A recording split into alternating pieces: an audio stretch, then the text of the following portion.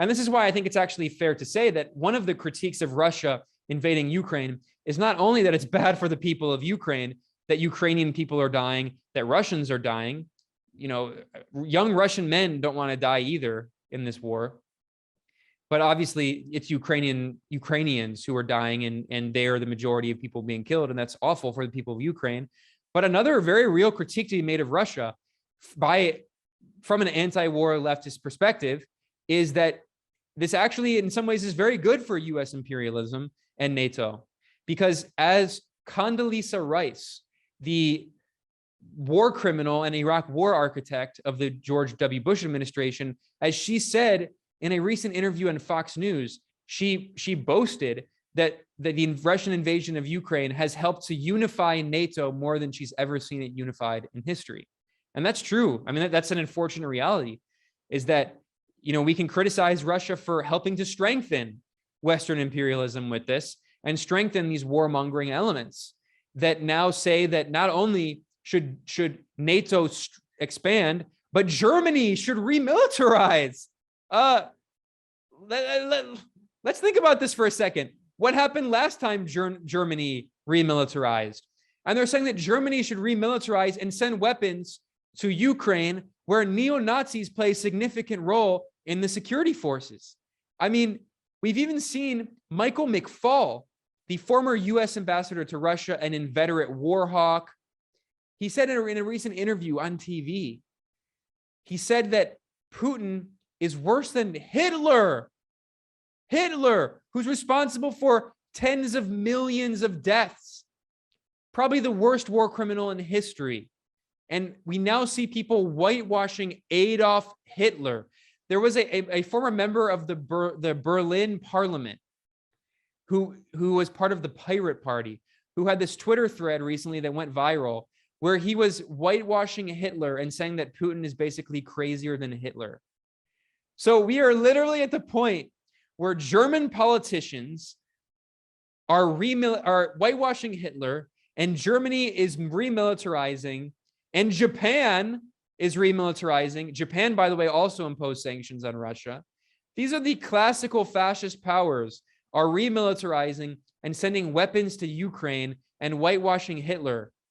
I mean, can we think seriously about what's happening here? We need to look past this ridiculous war fervor, this hysteria. I mean, I'm in my 30s, so I wasn't super old, but I do remember 9/11.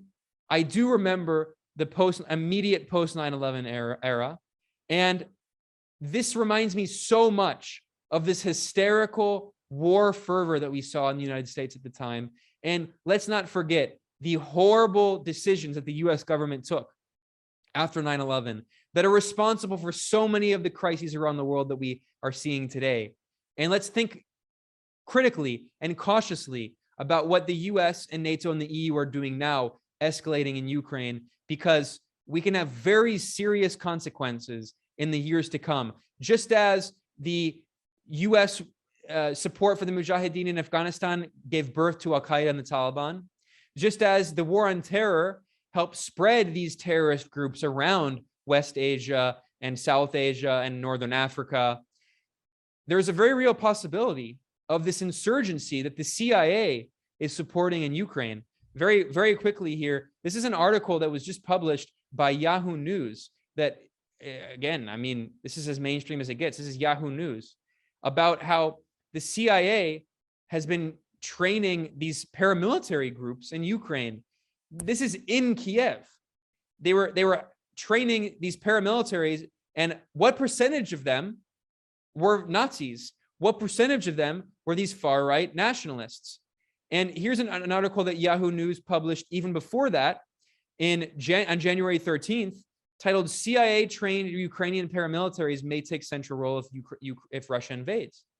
I mean, I mentioned Afghanistan in the 1980s. What about Syria after 2011, where the CIA spent $1 billion a year arming and training these so-called moderate rebels, many of whom became Al-Qaeda, Jabhat al-Nusra, or even ISIS?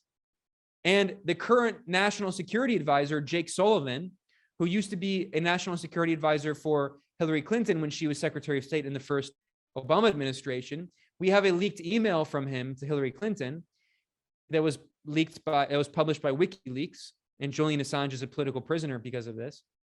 In this email from Jake Sullivan, he admitted, this is an exact quote, AQ is on our side in Syria. That is, Al-Qaeda is on our side in Syria. So the US insurgency war in Afghanistan in the 1980s gave birth to Al-Qaeda and the Taliban.